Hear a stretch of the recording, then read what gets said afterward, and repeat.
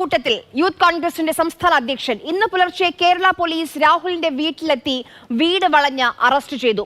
Secretariat മാർച്ചിലെ സംഘർഷവുമായി ബന്ധപ്പെട്ടാണ് arrest.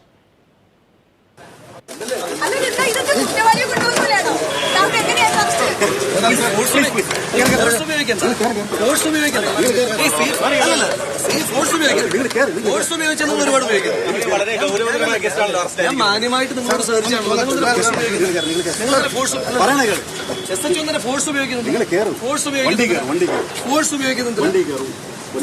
അല്ലല്ല അങ്ങനെ ഫോഴ്സ് ഉപയോഗിക്കുന്നു.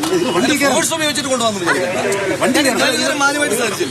ഇതുവരെ മാന്യമായിട്ട് സാധിച്ചല്ലോ. എന്റെ വീട്ടിൽ വെളുപ്പാങ്കാലത്ത് നിങ്ങൾ വീട് വളഞ്ഞ് എന്റെ ബെഡ്റൂമിന്റെ വാതിൽ മുട്ടി നിങ്ങൾ വന്നപ്പോ ഞാൻ ഒന്നും ചെയ്തില്ലല്ലോ. ഞാൻ നിങ്ങളോട് സാധിച്ചില്ലേ? നിങ്ങൾ ഫോഴ്സ് ഉപയോഗിച്ചൊന്നും കൊണ്ടുപോകുന്നില്ല. SHO മാറുന്നേ ഞാൻ കയറത്തില്ലേ? അങ്ങനെ SHO വിചാരിച്ചാൽ കയറൂലേ? നമ്മൾ ഇതുവരെ മാന്യമായിട്ടല്ലേ.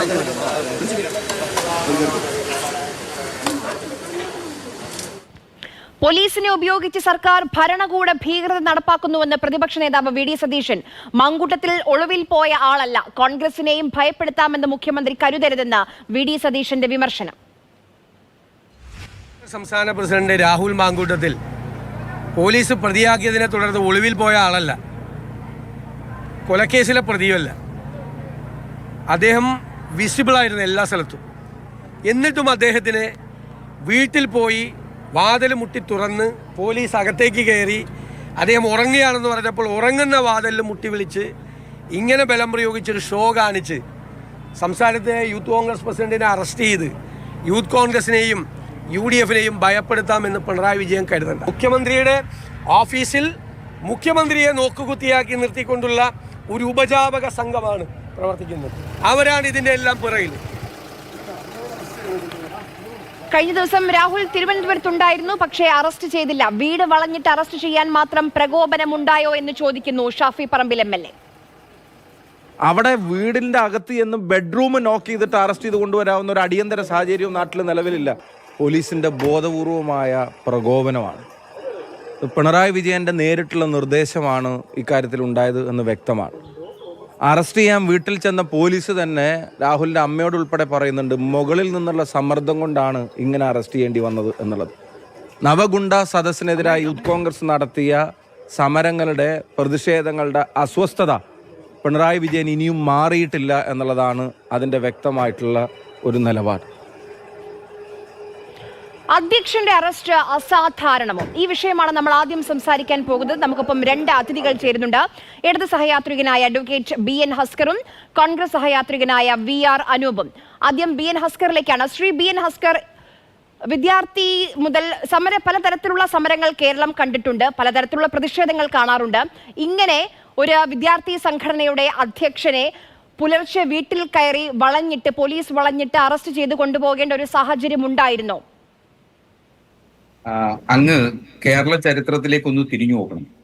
ആരും നിയമത്തിന് അതീതനല്ല. രാഹുൽ മാങ്കൂട്ടം എൻ്റെ ഒരു പ്രിയപ്പെട്ട സ്നേഹിതൻ കൂടിയാണ്. സ്വാഭാവികമായും അദ്ദേഹത്തിനെ അറസ്റ്റ് ചെയ്യുകയും റിമാൻഡ് ചെയ്യപ്പെടുകയും ഒക്കെ ചെയ്യുന്നു എന്ന് പറയുമ്പോൾ അതിലൊരു അസ്വസ്ഥത എനിക്ക് തോന്നിയിരുന്നു. പക്ഷെ എന്നിരുന്നാലും ആരും നിയമത്തിന് അതീതരല്ല എന്നുള്ളതാണ് അന്ന് സെക്രട്ടേറിയറ്റ് നടയിൽ നടത്തിയിട്ടുള്ള ഏറ്റവും കിരാതമായിട്ടുള്ള പോലീസിനെയും പൊതുമുതൽ നശിപ്പിക്കുകയും ചെയ്തിട്ടുണ്ട്. ആ പൊതുമുതൽ നശിപ്പിക്കുന്നതിന് നേതൃത്വം നൽകിയ വ്യക്തി എന്ന നിലയിലാണ് രാഹുൽ മാങ്കൂട്ടത്തിനെ പ്രതിയാക്കപ്പെട്ടിട്ടുള്ളത്. അപ്പൊ സ്വാഭാവികമായും അങ്ങനെ പ്രതിയാക്കപ്പെടുന്ന ആളുകൾ അറസ്റ്റിന് വിധേയമാവണം. കല്യാശ്ശേരിയിൽ DYFIയുടെ പ്രവർത്തകർ രക്ഷാപ്രവർത്തനം എന്ന ഓമന പേരിട്ട് നിങ്ങളൊക്കെ ആക്ഷേപിച്ച ഒരു സംഭവം ഉണ്ടല്ലോ. അന്ന് നടന്ന സംഭവത്തെ തുടർന്ന് അതിലെ പ്രതികളും റിമാൻഡിലാക്കപ്പെടുകയും അറസ്റ്റ് ചെയ്യപ്പെടുകയും റിമാൻഡിലാക്കപ്പെടുകയും ഒക്കെ ചെയ്തിട്ടുണ്ട്. അതൊക്കെ സ്വാഭാവിക നടപടിക്രമമാണ്. നമുക്കറിയാം, അടിയന്തരാവസ്ഥയുടെ കിരാത നാളുകളിൽ തുടങ്ങി കഴിഞ്ഞ UDF-ന്റെ കാലത്ത് വരെ എത്ര യുവജന വിദ്യാർത്ഥി സംഘടനാ നേതാക്കന്മാരെയായി ഇങ്ങനെ അറസ്റ്റ് ചെയ്തിട്ടുള്ളത്. അതിലും ഒരു സ്വാഭാവികതയും കാണേണ്ടതില്ല. ഇത് വളരെ സ്വാഭാവികമായ നടപടിയാണ്. അതല്ല ഞാൻ ചോദിച്ചത്. ഈ രീതിയിൽ ഒന്ന് വിളിച്ചു പറഞ്ഞിരുന്നെങ്കിൽ ഹാജരാകില്ല എന്ന് ഉറപ്പുണ്ടായിരുന്നോ കേരള പോലീസിന്? രാഹുൽ ഒരു പൊതുമധ്യത്തിൽ പ്രവർത്തിക്കുന്ന ഒരു വ്യക്തിയല്ലേ? അങ്ങ് ആ ചോദിച്ചതിനകത്ത് ഒരു പ്രശ്നം, നോൺ ബെയിലബിൾ ഒഫൻസ് ഇട്ട് രജിസ്റ്റർ ചെയ്യപ്പെട്ടിരിക്കുന്ന കേസിൽ വിളിച്ചു വരുത്തേണ്ട ആവശ്യകതയില്ല. പോലീസിനെ നിയമപരമായി അറസ്റ്റ് ചെയ്യുന്നതിന് യാതൊരു തടസ്സവുമില്ല. പോലീസ് അത് തന്നെയാണ് ചെയ്തിട്ടുള്ളത്. അവർ നിയമപരമായി തങ്ങളുടെ അധികാരം, അവരുടെ അവകാശം എന്ന അർത്ഥത്തിൽ നിയമപരമായിട്ടുള്ള നടപടിക്രമം മാത്രമാണ് അത് ചെയ്തിട്ടുള്ളത്. അല്ലാതെ ഇതിൽ യാതൊരു തരത്തിലുള്ള അസ്വാഭാവികതയും കാണേണ്ടതില്ല. ആരും നിയമത്തിന് അതീതരല്ല. യൂത്ത് കോൺഗ്രസിന്റെ സംസ്ഥാന അധ്യക്ഷൻ എന്ന് പറയുമ്പോൾ നിയമത്തിന് മേലെ പറക്കുന്ന ആളാണെന്നും തോന്നേണ്ട കാര്യമേ ഇല്ല. ഇപ്പോൾ ഡിവൈഎഫ്ഐയുടെയും അതുപോലെ SFIയുടെയും ഒക്കെ മുൻകാല നേതാക്കന്മാരെ ഒക്കെ ഇതുപോലെ തന്നെ വീട്ടിൽ കയറി പോലീസ് പിടിച്ചിട്ടുണ്ട്. അന്നൊന്നും ആരും ഇങ്ങനെ നിലവിളിച്ചിട്ടില്ല. അന്നൊന്നും ആരും ഒരു മാധ്യമങ്ങളും അത് വലിയ വാർത്തയാക്കിയിട്ടില്ല. അത് സ്വാഭാവികമായി കോടതിയിൽ പോകുന്നു, ജാമ്യ അപേക്ഷ ഫയൽ ചെയ്യുന്നു, അതിന്മേൽ ജാമ്യം എടുക്കുന്നു. അങ്ങനെ തന്നെയാണ് അതിന്റെ നടപടിക്രമം. ആ നടപടിക്രമത്തിലൂടെ മാത്രമേ അന്ന് കടന്നുപോയിട്ടുണ്ടായിരുന്നു. ഇന്ന് ഇതൊക്കെ മാത്രമാണോ ഈ നടപടിക്രമങ്ങളും നിയമവും ബാധകം? നോക്കൂ, ആലപ്പുഴയിൽ നവകേരള സദസ്സിനെതിരെ നടത്തിയ പ്രതിഷേധം, അതിൽ മുഖ്യമന്ത്രിയുടെ അംഗരക്ഷകരുടെ അതിക്രമം, അവസാനം കോടതി ഇടപെട്ട് പോലീസ് കേസെടുക്കുന്നു, എന്നിട്ട് ചോദ്യം ചെയ്യാൻ ഇതുവരെ വിളിപ്പിച്ചു. അവിടെ എന്തുകൊണ്ടാണ് നടപടിക്രമം ബാധകമാകാത്തത്? ശ്രീ BN ഹസ്കർ, അതൊരു അങ്ങ് മനസ്സിലാക്കേണ്ടത് CRPC 156(3) പ്രകാരമാണ് പരാതി നൽകിയതിന്റെ അടിസ്ഥാനത്തിൽ കോടതി ഫോർവേഡ് നോട്ടീസ് കൊടുത്തിട്ടാണ് അത് കേസ് ചെന്നിട്ടുള്ളത്. സ്വാഭാവികമായി പോലീസ് ഉദ്യോഗസ്ഥന്മാരാണ് ആ കേസിൽ പ്രതിയാക്കപ്പെട്ടിട്ടുള്ളത്.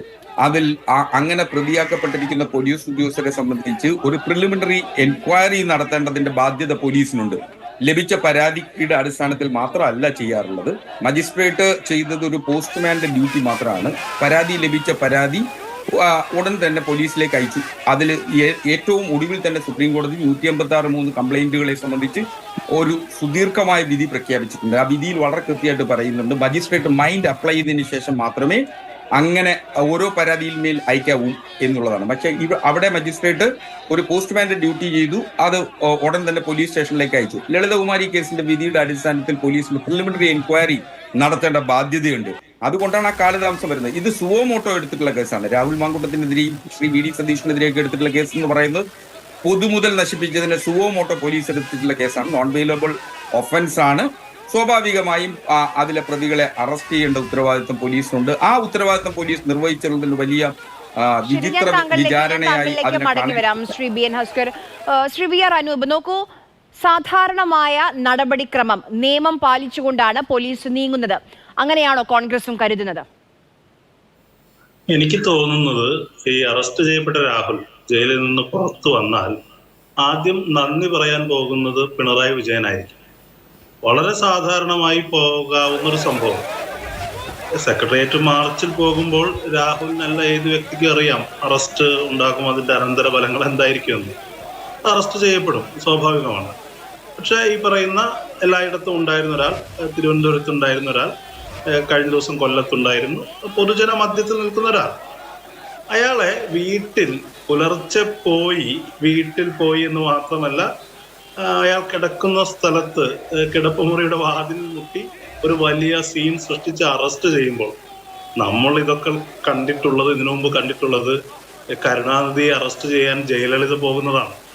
കേരള രാഷ്ട്രീയത്തിൽ സംഭവിക്കാത്ത തരത്തിലേക്ക്, പ്രത്യേകിച്ചും യൂത്ത് കോൺഗ്രസ് പ്രസിഡന്റ് ആയിരിക്കുന്ന ഒരാളെ, പ്രധാനപ്പെട്ട പ്രതിപക്ഷ രാഷ്ട്രീയ പാർട്ടിയുടെ യോജന വിഭാഗം അധ്യക്ഷനെതിരെ ഇത്തരമൊരു കാര്യം ചെയ്യുമ്പോൾ അതിന്റെ രാഷ്ട്രീയമായ പ്രത്യാഘാതം എന്തായിരിക്കുമെന്ന് ഈ പോലീസ് വകുപ്പ് ഭരിക്കുന്ന ആളുകൾക്ക് അറിയില്ലേ എന്നുള്ളത് വളരെ സ്വാഭാവികമായൊരു ചോദ്യമാണ്. പോലീസിന്റെ ചട്ടവും നിയമവും ഒക്കെ എല്ലാവർക്കും അറിയാം. പക്ഷെ ഇത്തരം കാര്യങ്ങളിൽ പലപ്പോഴും എടുക്കുന്ന ഒരു നിലപാടുണ്ട്. ഇവർ അറസ്റ്റ് ചെയ്യും എന്നല്ലേ പറയുന്നത്. എന്നാൽ VD സതീശൻ 1-ാം പ്രതിയാണല്ലോ. പറവൂരിൽ വീട്ടിൽ കിടന്നുറങ്ങുന്ന കിടപ്പുമുറിയിൽ നിന്ന് VD സതീശനെയും വിളിച്ച് അറസ്റ്റ് ചെയ്യട്ടെന്നേ. അപ്പോ ഇതിന്റെ പ്രശ്നം ഇതൊന്നുമല്ല. ഇതൊന്നും മനസ്സിലാക്കാനുള്ള ബുദ്ധി പിണറായി വിജയൻ ഇല്ല എന്ന് ഞാൻ പറയുന്നില്ല. കാരണം കുറച്ചു കാലമായി ഇത്തരം കാര്യങ്ങളിൽ ഒരു കാര്യത്തിൽ അദ്ദേഹത്തിന്റെ മൈൻഡ് അപ്ലൈ ചെയ്യുന്നില്ല. അദ്ദേഹത്തെ ഉപദേശിക്കുന്ന ആളുകളിൽ നിന്ന് അവർക്കെങ്കിലും കുറച്ച് ബുദ്ധി ഉപയോഗിക്കുന്നത് നന്നായിരിക്കും എന്നുള്ളതാണ്. ഇവിടെ ഇത്തരം അറസ്റ്റ് കൊണ്ട് സംഭവിക്കുന്നത് എന്താ? ഇദ്ദേഹം നേരത്തെ സംസാരിച്ച ഇടതുപക്ഷ സഹയാത്രികൻ, അഭിഭാഷകൻ കൂടിയായി അദ്ദേഹം പറയുന്നത് എന്താ? പോലീസിന് അറസ്റ്റ് ചെയ്യാം, പക്ഷെ K സുരേന്ദ്രന്റെ കാര്യത്തിൽ ഈ പറയുന്ന ചട്ടവും നിയമവും ഒന്നും ബാധകമല്ലേ? എത്രയോ ഗുരുതരമായ കേസുകളിൽ പ്രതിസ്ഥാനത്ത് K സുരേന്ദ്രൻ വന്നിട്ടുണ്ട്. K സുരേന്ദ്രനോട് കേരള പോലീസിന്റെ നിലപാടുണ്ടായിരുന്നു. എന്നാൽ K സുരേന്ദ്രന്റെ വീട്ടിലേക്ക് പോലീസ് ജീപ്പ് കയറില്ലേ? രാഹുൽ മാങ്കൂട്ടത്തിന്റെ വീട്ടിലേക്ക് മാത്രമാണ് പോലീസ് ജീപ്പ് കയറുന്നത്. K സുരേന്ദ്രന്റെ കിടപ്പുമുറിയിലേക്ക് കേരള പോലീസിന് വഴിയറിയില്ലേ? അപ്പോൾ കേരളത്തിൽ ഈ പറയുന്ന CPM-നെതിരെ പ്രതിഷേധിക്കുന്ന പ്രതിപക്ഷ പാർട്ടിയായ കോൺഗ്രസിന്റെ യുവജന നേതാക്കളെ അടക്കം ഭയപ്പെടുത്തി കീഴ്പ്പെടുത്താനുള്ള പരിശ്രമങ്ങളുടെ ഭാഗമായിട്ടാണ്. പക്ഷെ മനസ്സിലാക്കേണ്ടത് ഇതൊക്കെ തിരിച്ചടിക്കും എന്നുള്ളതാണ്. നേരത്തെ അടിയന്തരാവസ്ഥ കാലത്തെ പാതകങ്ങളെ കുറിച്ചൊക്കെ അദ്ദേഹം പറഞ്ഞല്ലോ. അടിയന്തരാവസ്ഥ കാലത്ത് അറസ്റ്റ് ചെയ്യപ്പെട്ടപ്പോൾ അതിനെതിരെയുള്ള പ്രതിഷേധമായി കേരള നിയമസഭയ്ക്കകത്ത് ചോരപുരന്റെ ഷർട്ട് ഉയർത്തി കാണിച്ച പ്രതിഷേധിച്ച ആളാണ് ഇന്നത്തെ കേരളത്തിന്റെ മുഖ്യമന്ത്രി, അന്നത്തെ പിണറായി വിജയൻ. ആ ചോരപുരന്റെ ഷർട്ട് ഉയർത്തി പിടിച്ച പിണറായി വിജയൻ ഇന്ന് കറുത്ത ഷർട്ടുള്ള ആളുകളെ ചോരയിൽ മുക്കുകയാണ്. അതാണ് അതിനകത്തെ വൈരുദ്ധ്യം എന്ന് പറയുന്നത്. ഇവിടെ ഈ പറയുന്ന എല്ലാ കാലത്തും പോലീസിനെതിരെ സംസാരിച്ചിരുന്ന, ഈ പറയുന്ന ഞങ്ങൾ പ്രതിഷേധിക്കുന്നവരോടൊപ്പമാണെന്ന് പറഞ്ഞിരുന്ന, ഇതൊക്കെ ജനകീയമായ പ്രതിരോധങ്ങൾ ഉണ്ടാകുമെന്ന് പറഞ്ഞിരുന്ന ആളുകൾ ഇപ്പോൾ വളരെ ചെറിയ പ്രതിഷേധങ്ങളെ കൂടി ഭയപ്പെടുകയും അത്തരം ആളുകൾ ഭരിക്കുന്ന വികാരം ഭയമായി മാറിയിരിക്കുകയാണ്. ശ്രീ BN ഹസ്കർ, അനൂപ് പറഞ്ഞതിൽ എനിക്കൊരു പോയിന്റ് ആയി തോന്നിയത്, നോക്കൂ, കുറച്ച് ദിവസമായി തലസ്ഥാനത്തുണ്ടായിരുന്നു, തിരുവനന്തപുരത്തുണ്ടായിരുന്നു രാഹുൽ മാങ്കൂട്ടത്തിൽ. ഇന്നലെ കലോത്സവ വേദിയിലുണ്ടായിരുന്നു, അവിടെ മാധ്യമങ്ങൾക്കൊക്കെ പ്രതികരണം നൽകിയതാണ് രാഹുൽ മാങ്കൂട്ടത്തിൽ. പിന്നെ അപ്പോഴൊന്നും അറസ്റ്റ് ചെയ്യാതെ ഇന്ന് പുലർച്ചെ ഇങ്ങനെ വീട്ടിൽ പോലീസ് വളഞ്ഞിട്ട് എന്തിനാണ്? അതിന്റെ ആവശ്യകത എന്തായിരുന്നു? അങ്ങ് മറ്റൊരു സാഹചര്യം ചിന്തിക്കും. ഇന്നലെ യുവജനോത്സവ നഗറിൽ കൺട്രോൺമെന്റ് പോലീസിന്റെ അല്ലല്ലോ കൺട്രോളിലുള്ളത്. യുവജനോത്സവ നഗർ എന്ന് പറയുന്നത് സംസ്ഥാന സ്കൂൾ കലോത്സവം നടക്കുന്ന സ്ഥലം കലോത്സവം നടക്കുന്ന സ്ഥലത്ത് നിന്ന് അറസ്റ്റ് ചെയ്യണമെന്നല്ല പറഞ്ഞത്, അവിടെ ഒരു പൊതു മധ്യത്തിൽ ഉണ്ടായിരുന്നല്ലോ എന്നാണ് ഞാൻ ചോദിച്ചത്. അങ്ങനെയല്ല, ഒളിവിൽ പോയി എന്നുള്ളതല്ലല്ലോ പ്രശ്നം. കഴിഞ്ഞ ദിവസം തിരുവനന്തപുരത്തുണ്ടായിരുന്നു. സ്വാഭാവികമായി തിരുവനന്തപുരത്ത് വെച്ച് അറസ്റ്റ് ചെയ്യാമായിരുന്നു എന്നൊരു ചോദ്യം നിങ്ങൾക്ക് ചോദിക്കാം. സ്വാഭാവികമായി അങ്ങനെയല്ല. ഇത് അറസ്റ്റ് എന്ന് പറയുന്നതിനെ സംബന്ധിച്ച് എവിടെ വെച്ച് ചെയ്യണം എന്ന് തീരുമാനിക്കുന്നത് അന്വേഷണ ഉദ്യോഗസ്ഥന്റെ വിവേചനാധികാരമാണ്. അങ്ങനെ അദ്ദേഹത്തിന്റെ വിവേചനാധികാരത്തിലാണ് ആ തീരുമാനം എടുക്കുന്നത്. ഇതിൽ ഗവൺമെന്റ് ഇടപെട്ട് അതിലെ പ്രതികളെ മുഴുവൻ അറസ്റ്റ് ചെയ്യുന്നത് പൊതുമുതൽ നശിപ്പിക്കപ്പെട്ടതല്ലേ? 2 ലക്ഷത്തി ചില്ലുവാനം രൂപയുടെ പൊതുമുതൽ നശിപ്പിക്കപ്പെട്ട ഒരു കേസാണ്. സ്വാഭാവികമായി ജാമ്യം ലഭിക്കണമെങ്കിൽ പുതിയ PDPP ആക്ടിന്റെ അമെന്റ്മെന്റിന് ശേഷം ജാമ്യം ലഭിക്കണമെങ്കിൽ കൃത്യമായിട്ട് അതിൽ ആ തുക കോടതിയിൽ കെട്ടിവെക്കേണ്ടി വരും. അത് സർക്കാരിന്റെ കൂടി ഉത്തരവാദിത്തമാണ്. അപ്പോൾ അങ്ങനെ അത് നടപടിക്രമങ്ങളിലൂടെ മാത്രമേ അത് ചെയ്യാൻ കഴിയൂ. മാത്രമല്ല, ഇപ്പൊ കരുണാനിധിയെ പോലെ രാഹുൽ മാങ്കൂട്ടത്തെ പോലൊരു വ്യക്തിയെ അയാൾക്ക് എന്ത് പ്രിവിലേജാ നിങ്ങൾ കരുതി വെച്ചിരിക്കുന്നത്? യൂത്ത് കോൺഗ്രസിന്റെ സംസ്ഥാന അധ്യക്ഷൻ എന്ന് പറയുമ്പോൾ എല്ലാ പ്രിവിലേജുകളും ലഭിച്ചിരിക്കുന്നു എന്നാണോ കരുതുന്നത്? നമ്മളാരും every man is equal before law എന്നുള്ളതാണ്. അപ്പൊ എല്ലാ മനുഷ്യരും നിയമത്തിന് മുന്നിൽ തുല്യരാണ്. അതാണ് നമ്മുടെ ഭരണഘടന പറയുന്നത്. അപ്പൊ ഞാനൊരു തെറ്റ് ചെയ്താൽ, അങ്ങൊരു തെറ്റ് ചെയ്താൽ, അനൂപ് ഒരു തെറ്റ് ചെയ്താൽ സ്വാഭാവികമായും അതെനിക്ക് മനസ്സിലായി. ഞാൻ ആദ്യം മുതൽ പറയാൻ ശ്രമിക്കുന്നുണ്ട് ശ്രീ BN ഹസ്കർ, അറസ്റ്റ് ചെയ്തതിനെ അല്ല വിമർശിക്കുന്നത്, അറസ്റ്റ് ചെയ്ത രീതിയാണ് വിമർശിക്കുന്നത് എന്നാണ്. നോക്കൂ, രാഹുലിന്റെ അമ്മയുടെ പ്രതികരണത്തിൽ ഒരു ഭാഗമുണ്ട്. ഒരു പോലീസുകാർ ചോദിക്കുന്നുണ്ട്, പുറകുവശത്ത് വാതിലുണ്ടോ, അത് തുറന്നു കിടക്കുകയാണെന്നോ. അങ്ങനെ പുറകുവശത്തു കൂടെ ഒളിച്ചോടി പോകും യൂത്ത് കോൺഗ്രസിന്റെ സംസ്ഥാന അധ്യക്ഷൻ. അങ്ങനെ ഒരു അങ്ങനൊരു ചിന്ത എന്തുകൊണ്ടായിരുന്നു? പോലീസ് പലപ്പോഴും അത് ഒരുപക്ഷെ അങ്ങേക്കും അത്തരം പരിചയങ്ങൾ ഇല്ലാത്തത് കൊണ്ടാണ് പറയാറുള്ളത്. പോലീസ് വീട് വളഞ്ഞിട്ടാണ് പലപ്പോഴും പ്രതികളെ അറസ്റ്റ് ചെയ്യാറുള്ളത്. ഞാനൊക്കെ വിദ്യാർത്ഥി സംഘടനാ നേതാവായിരുന്ന കാലത്ത് എൻ്റെ വീട്ടിൽ പോലീസ് വളഞ്ഞ് ഒരു സമരത്തെ തുടർന്ന് വളഞ്ഞ് ഇതുപോലെ തന്നെ എന്നെയും അറസ്റ്റ് ചെയ്തിരുന്നു. അങ്ങനെ ഞങ്ങളൊക്കെ ജയിലിലും കിടന്നിട്ടുണ്ടായിരുന്നു. നല്ല തല്ലും പോലീസുകാരെന്ന് തരികയും ചെയ്യുമായിരുന്നു. പക്ഷെ ആ കാലമൊക്കെ മാറി. പോലീസ് ഇപ്പോ അങ്ങനെ ലോക്കപ്പ് മുറികളിൽ കൊലക്കളമാക്കുന്ന തരത്തിൽ ആരെയും അങ്ങനെ മർദ്ദിക്കാറില്ല. ചില ഒറ്റപ്പെട്ട സംഭവങ്ങൾ സ്വാഭാവികമായിട്ട് ഉണ്ടായിട്ടുണ്ട്. ചില പോലീസുകാരുടെ ഭാഗത്തു നിന്ന് അവരുടെ നിയമം അതിരുകടക്കാറുണ്ട്. കഴിഞ്ഞ ദിവസം ആലത്തൂരിൽ ഒരു സബ് ഇൻസ്പെക്ടർ കോടതിയിൽ നിന്ന് ഉത്തരവുമായി ചെന്ന ഒരു അഭിഭാഷകനോട് തട്ടിക്കയറുന്ന വീഡിയോയൊക്കെ കണ്ടു. കേരളത്തിലെ അഭിഭാഷകർക്കിടയിൽ വലിയ രോക്ഷപ്രകടനം അക്കാര്യത്തിലുണ്ടായി. അതൊരു സംഭവമുണ്ട്. അതിൽ വിജിൻ MLA ആണ്. വിജിനെതിരെ ഒരു പോലീസ് ഉദ്യോഗസ്ഥൻ പരസ്യമായി കാണിച്ച പ്രവൃത്തികൾ നാം കണ്ടതാണ്. അപ്പോൾ ഇതൊക്കെ പറയുമ്പോൾ നിങ്ങൾക്ക് തോന്നാം രാഹുലിനെ അറസ്റ്റ് ചെയ്ത രീതിയെ സംബന്ധിച്ച് ഒരുപക്ഷെ നിങ്ങൾ കരുതുന്നത് പോലെ രാഹുൽ ഒളിച്ചോടുമായിരുന്നില്ല. പക്ഷെ പോലീസ് എപ്പോഴും പോലീസാണെന്ന്, പോലീസ് എപ്പോഴും പ്രവർത്തിക്കുന്നത് അങ്ങനെ തന്നെയാണ്. അവരെപ്പോഴും ഒരു പ്രതിയെ അറസ്റ്റ് ചെയ്യാൻ പോകുമ്പോൾ സ്വാഭാവികമായി പ്രതി രക്ഷപ്പെടാനുള്ള സാധ്യത കൂടി അടച്ചുകൊണ്ടായിരിക്കും അവർ ഇടപെടാറുള്ളത്. അതൊരു പിശകായി നാം കാണേണ്ട, അതൊരു അസ്വാഭാവികതയും അങ്ങനെ കാണേണ്ടതില്ല. പക്ഷെ ഈ അറസ്റ്റ് വേണ്ടിയിരുന്നോ എന്ന് അർത്ഥത്തിൽ പോലും നമുക്ക് ചർച്ച ചെയ്യാൻ പാടില്ല. കാരണം എന്ന് വെച്ച് കഴിഞ്ഞാൽ നിയമത്തിന് അതീതനല്ല ആരും. അപ്പോൾ രാഹുലിനെ പോലെ നിയമത്തെ ഇത്രയധികം ബഹുമാനിക്കുന്ന ഒരു വ്യക്തി അറസ്റ്റ് ചെയ്യപ്പെടുന്നതിന് അതൊരു വലിയ പ്രശ്നം. ഇപ്പൊ ഒരുപക്ഷെ തിരുവനന്തപുരത്ത് വെച്ച് അറസ്റ്റ് ചെയ്തിരുന്നുവെങ്കിൽ എനിക്ക് തോന്നുന്നില്ല നമുക്ക് ഇത്രയും നേരം ഇത്ര നേരം രാഹുലിനു വേണ്ടി ആളുകൾ വർത്തമാനം പറയും, മുദ്രാവാക്യം വിളിക്കുന്നതും ഒഴിവാക്കാമായിരുന്നു. അങ്ങ് ചോദിച്ചതൊരു വലിയ രാഷ്ട്രീയ കാര്യം. യൂത്ത് കോൺഗ്രസിനെ സംബന്ധിച്ചിടത്തോളം അവർ നടത്തിയിട്ടുള്ള സമരങ്ങളൊക്കെ തന്നെ വൃഥാവിലായിരിക്കുന്ന ഒരു ഘട്ടത്തിൽ അവർക്ക് വീണ്ടും ആത്മവിശ്വാസം നൽകുന്ന തരത്തിൽ ഒരു സമരരീതി തുടരുന്നതിനോ അല്ലെങ്കിൽ ആ ഒരു സമരരീതി എടുക്കുന്നതിനു വേണ്ടി ഒരു സാധ്യത ഇത് കൽപ്പിക്കപ്പെട്ടിട്ടുണ്ട്. അത് വേണ്ടിയിരുന്നില്ല. തിരുവനന്തപുരത്ത് വെച്ച് അറസ്റ്റ് ചെയ്യുന്നതായിരുന്നു. തീർച്ചയായും വളരെ മികച്ച ഒരു പോയിന്റ് ആണ് താങ്കൾ പറഞ്ഞത്. ഇന്ന് രാവിലെ മുതൽ തോന്നുന്നുണ്ട് എന്തിനാണ് രാഹുലിനെ ഈ രീതിയിൽ അറസ്റ്റ് ചെയ്ത് ഇപ്പൊ നമ്മൾ ഈ സംസാരിക്കുന്ന സമയത്ത് സംസ്ഥാന വ്യാപകമായി കോൺഗ്രസും യൂത്ത് കോൺഗ്രസും KSUം ഒക്കെ പ്രതിഷേധത്തിലാണ്, സമരത്തിലാണ്. ഒരു ഉണർവ് ഉറങ്ങിക്കിടക്കുന്ന ഒരു സംഘടനയ്ക്ക് കൊടുക്കേണ്ട ആവശ്യമുണ്ടായിരുന്നു ശ്രീ BN ഹസ്കർ? അല്ല, ഞാൻ നിശ്ചയമായി അത് തന്നെയാ പറഞ്ഞിരുന്നത്. ഒരുപക്ഷെ തിരുവനന്തപുരത്ത് വെച്ച് അറസ്റ്റ് ചെയ്തിരുന്നു എങ്കിൽ ഇത്തരമൊരു ഇത്തരമൊരു രാഷ്ട്രീയ സാഹചര്യം, സമര സാഹചര്യം കേരളത്തിൽ ഉണ്ടാകുമായിരുന്നില്ല. അത് ആ ഉദ്യോഗസ്ഥൻ ഒഴിവാക്കേണ്ടതായിരുന്നു. ആ ഉദ്യോഗസ്ഥൻ ജഡ്ജ്മെന്റ് കപ്പാസിറ്റിയിൽ വന്നിട്ടുള്ള ഒരു പിശകായിട്ട് തന്നെയാണ് ഞാൻ കരുതുന്നത്. കാര്യം രാഹുൽ തിരുവനന്തപുരത്തുള്ള ഏതെങ്കിലും സ്ഥലത്ത് വെച്ച് അദ്ദേഹത്തിന് അറസ്റ്റ് ചെയ്യാമായിരുന്നു. അത് ഒഴിവാക്കേണ്ടതായിരുന്നു. മറിച്ച് ഇത്തരം ഒരു സാഹചര്യത്തിൽ വീട്ടിൽ നിന്ന് അറസ്റ്റ് ചെയ്യുന്നതും അതിലൊരു അസ്വാഭാവികത കാണേണ്ടതില്ല. പക്ഷെ അത് ഒരു രാഷ്ട്രീയമായി പരിശോധിക്കുമ്പോൾ അത് കേരളത്തിലെ യൂത്ത് കോൺഗ്രസിന് സമരം ചെയ്യുമെന്നുള്ളത് സാധ്യത കൽപ്പിച്ചു കൊടുത്തിട്ടുണ്ട്. അത് ഒഴിവാക്കണമായിരുന്നു എന്ന് തന്നെയായിരുന്നു തോന്നുന്നത്. കാരണം പോലീസ് ഉദ്യോഗസ്ഥരെ ഒരു പൊളിറ്റിക്കൽ മൈലേജ് അല്ലെങ്കിൽ ഒരു പൊളിറ്റിക്കൽ അഡ്വാൻറ്റേജ് ഇതിലൂടെ യൂത്ത് കോൺഗ്രസിനും രാഹുലിനും കിട്ടുന്നുണ്ടോ? അല്ല, അത് തന്നെയാണല്ലോ ഞാൻ ആദ്യം പറഞ്ഞത്. രാഹുൽ ആദ്യം നന്ദി പറയുക, അറസ്റ്റ് കഴിഞ്ഞ് തിരിച്ചു വന്നാൽ നന്ദി പറയാൻ പോകുന്നത് പിണറായി വിജയനായിരിക്കും, അദ്ദേഹത്തിന്റെ പോലീസിനായിരിക്കും എന്നാണ്. പിന്നെ അത് അദ്ദേഹം തന്നെ അംഗീകരിച്ചു. പിന്നെ അദ്ദേഹം പറഞ്ഞ ഒരു കാര്യം, രാഹുൽ മാങ്കൂട്ടത്തിന് എന്താണ് പ്രിവിലേജ് എന്ന് ചോദിക്കുന്നു. ശരിയാണ്, അതിനോട് ഞാൻ യോജിക്കാം. രാഹുൽ മാങ്കൂട്ടത്തിന് അങ്ങനെ പ്രത്യേക പ്രിവിലേജ് ഒന്നുമില്ല. പക്ഷെ രാഹുൽ മാങ്കൂട്ടത്തിന് ഇല്ലാത്ത എന്ത് പ്രിവിലേജാണ് സുരേന്ദ്രന് പിണറായിയുടെ പോലീസിന്റെ കാര്യത്തിലുള്ളത്? സുരേന്ദ്രൻ ഇവിടെ ജനപ്രതിനിധിയായിട്ടുള്ള ഒരാളാണോ? സുരേന്ദ്രന് അങ്ങനെ പ്രത്യേക വല്ല പദവിയുണ്ടോ?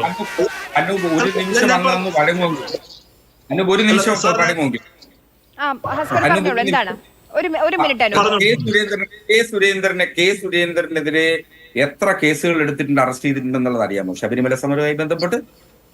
അപ്പൊ സുരേന്ദ്രന്റെ അറസ്റ്റ് എത്രയാണ്? കൊടകര കുഴൽപ്പണവുമായി ബന്ധപ്പെട്ട് ലഭിച്ച തെളിവുകളുടെ അടിസ്ഥാനത്തിലല്ലേ അറസ്റ്റ് ചെയ്യാൻ കഴിയൂ? FIR ഇട്ടിട്ടുണ്ടോ? അതില് പ്രതിപട്ടികയിൽ FIR സുരേന്ദ്രൻ പ്രതിയല്ല. കോടതിയിൽ ഒരു റിപ്പോർട്ടും പ്രതിയാണെന്ന് പറഞ്ഞ് സുരേന്ദ്രനെതിരെ കൊടുത്തിട്ടില്ല. സുരേന്ദ്രന് വേണ്ടി കൊണ്ടുവന്ന പണമാണ് എന്ന് മാത്രമാണ് അതിൽ ഒരു പ്രതിയുടെ കൺഫെഷൻ സ്റ്റേറ്റ്മെന്റ് ആണ്. ആ കൺഫെഷൻ സ്റ്റേറ്റ്മെന്റിന്റെ അടിസ്ഥാനത്തിൽ സുരേന്ദ്രനെ ഒരു റിപ്പോർട്ട് കൊടുത്തിട്ടില്ലെന്നാണ് ഞാൻ മനസ്സിലാക്കുന്നത്. അനൂപിന് അതില് സബ്ജക്ട് ടു കറക്ഷൻ. അനൂപിന് അതിലേതെങ്കിലും തരത്തിൽ വ്യത്യസ്തമായ അറിവുണ്ടെങ്കിൽ അങ്ങേക്ക് പറയാം. പക്ഷെ സുരേന്ദ്രൻ എത്ര ദിവസം ജയിലിൽ കിടന്നു ശബരിമല സമരവുമായി ബന്ധപ്പെട്ട്? അപ്പൊ അങ്ങനെ പറയരുത്. സുരേന്ദ്രനെ സംരക്ഷിക്കുന്നു, രാഹുലിനെ അറസ്റ്റ് ചെയ്യുന്നു, അത് രണ്ട് ഇരട്ട നീതിയാണെന്ന് പറയരുത്. ശരി, അങ്ങേക്ക് തുടരാം. അദ്ദേഹം പറഞ്ഞല്ലോ, സുരേന്ദ്രനെ ഒരു സംഭവ സ്ഥലത്ത് നിന്ന് അറസ്റ്റ് ചെയ്യുന്നത് പോലെയാണോ രാഹുലിനെ അറസ്റ്റ് ചെയ്തിട്ടുള്ളത്? സുരേന്ദ്രൻ ഇങ്ങനെ വീട്ടിൽ പോയിട്ട് അറസ്റ്റ് ചെയ്തിട്ടുണ്ടോ? ഈ കൊടകര കുഴൽപ്പണ കേസ് തന്നെ ഇങ്ങനെ ആവുന്നതിന്റെ ഉത്തരവാദിത്തം ആർക്കാ? അദ്ദേഹം ഒന്നും അറിയാത്ത ആളല്ലല്ലോ. ഈ കുടകര കുഴൽപ്പണ കേസുമായി ബന്ധപ്പെട്ട് കേരള പോലീസ് നടത്തിയ നീക്കങ്ങൾ ആര് രക്ഷിക്കാൻ വേണ്ടിയായിരുന്നു? നമ്മളൊക്കെ ഈ നാട്ടിൽ ജീവിക്കുന്ന ആളുകളല്ലേ.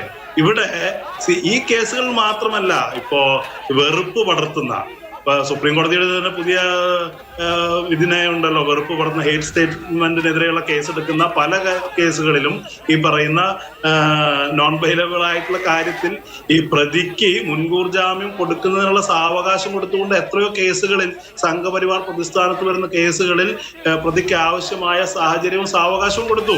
ഇന്ന് സുരേഷ് ഗോപിയുടെ കേസിൽ പോലും ഹൈക്കോടതിയിൽ മുൻകൂർ ജാമ്യം അപേക്ഷിച്ച സന്ദർഭത്തിൽ അദ്ദേഹത്തെ അറസ്റ്റ് ചെയ്യാനുള്ള സാഹചര്യമില്ല എന്ന് അങ്ങോട്ടേക്ക് പോയി പറഞ്ഞ പോലീസാണ്, അങ്ങോട്ടേക്ക് പോയി പറഞ്ഞ പ്രോസിക്യൂഷനാണ്.